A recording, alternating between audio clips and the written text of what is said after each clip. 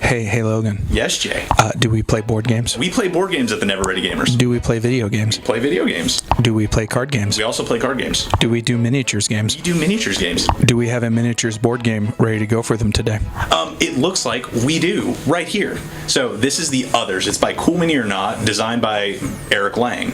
Eric Lang is also the same guy that brought us Blood Rage. Blood Rage. Blood Rage. He's also the guy that brought us Rising Sun. Rising Sun. And he's also doing the Bloodborne board game. The Bloodborne board game. Which I have kickstarted. He spent a lot of money. A lot of money and a lot of stress.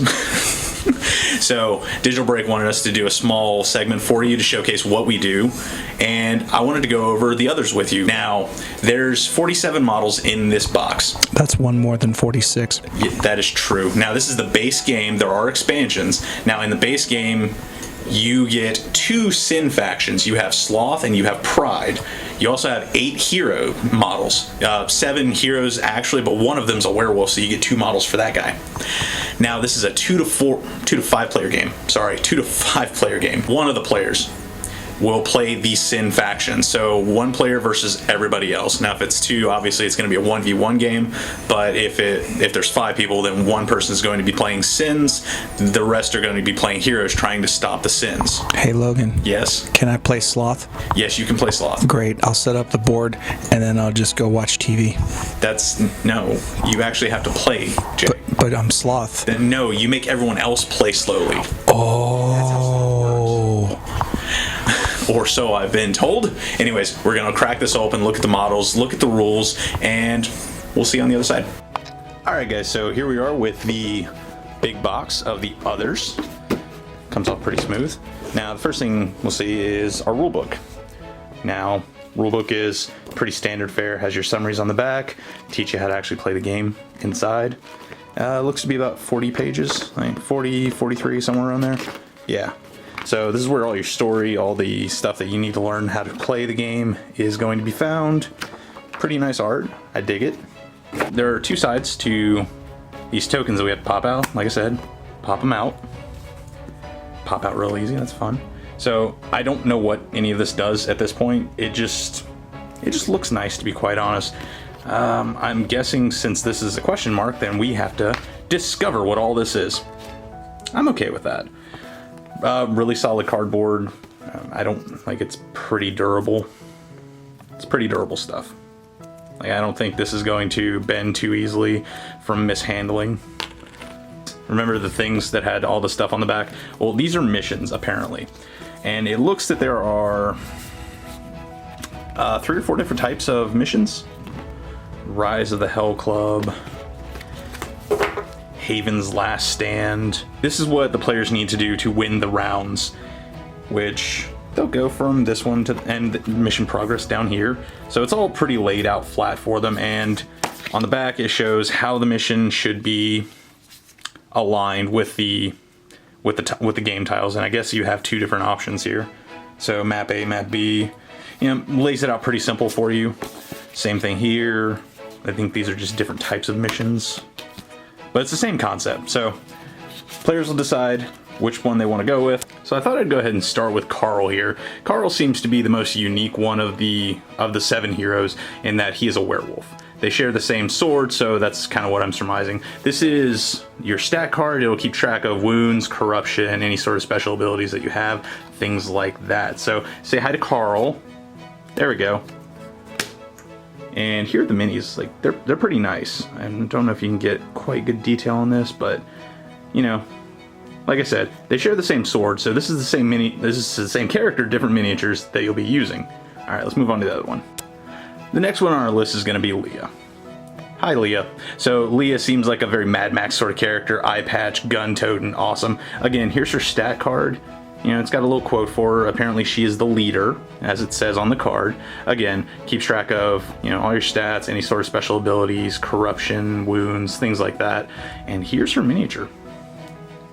If it'll focus in. Come on. There we go.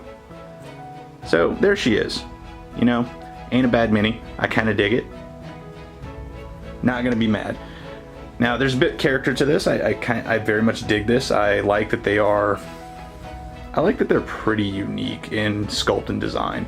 It's not boring to me. Our next hero is going to be Morgana. As you can see, she is a bruiser, which she's a bit of a dainty bruiser, but you can also see that vampiric regeneration. So clearly she's not human.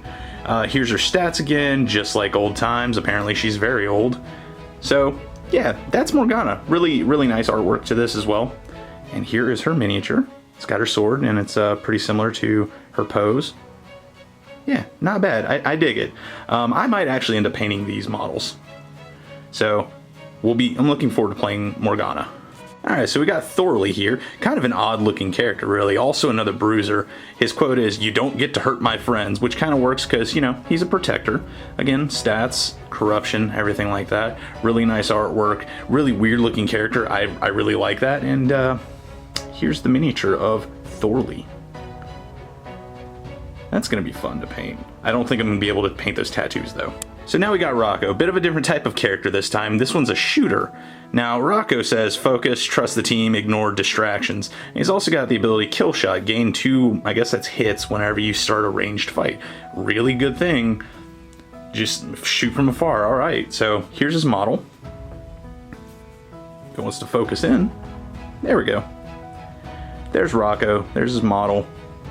I very much like it. Very simplistic in this one. Next on our list is Brad, also a shooter. And, you know, he's got a bit of a destructive sort of ability. So it says, at the end of your turn, you may destroy 1 acolyte or abomination in your space. Then take 1 corruption. That's this up right here, I think. Probably. And place 1 fire token in that space. So he's definitely burning things around. Now, here's his miniature. You know, not very dynamic on this one, but... Not very dynamic, but I'll take it. Ain't bad. Ain't bad at all. Last on our list is Rose. Now, the character design here is a little weird. She looks like she's got tentacles coming out of her elbows. She is classified as a fixer. So, her quote is, "Just step over there, sweetie. Good boy." Mind control. At the end of your turn, you may choose 1 acolyte or abomination anywhere on the board and teleport it 1 space away. Okay, so crowd control. That's not bad at all. That's probably what the elbow tentacles are for. And here's her miniature. Now, this one is a little flexible here, but the rest of it's not very flexible, so it's pretty good quality.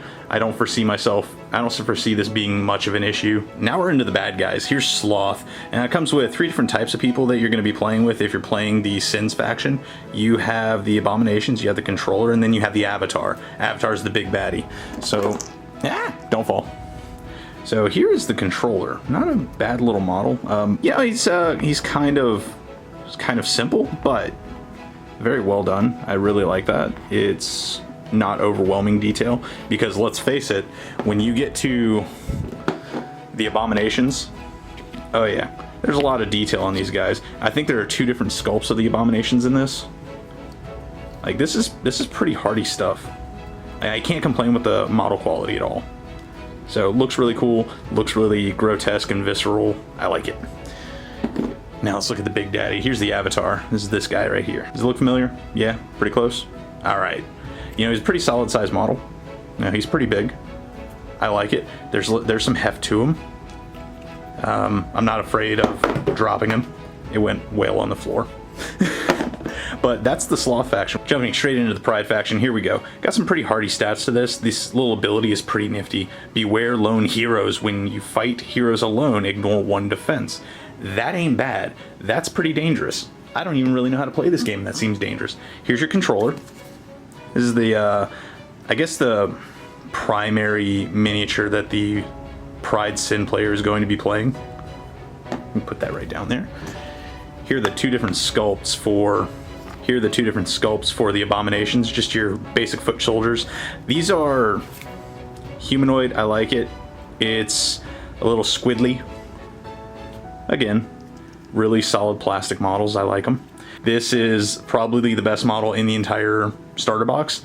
I'm pretty floored with this one. Like, I like this a lot. It's beefy and squiddy, and it's just good. So I think to wrap this up, we'll go over some of the game tiles. This right here divides everything up as well while you're playing the game. So when you have stuff that is together, it creates kind of a barrier, or not a barrier, but it shows you like what spaces are what. So 1 space to 2 space to 3 space. So you have your markers up here that I'm sure this has something to do with it.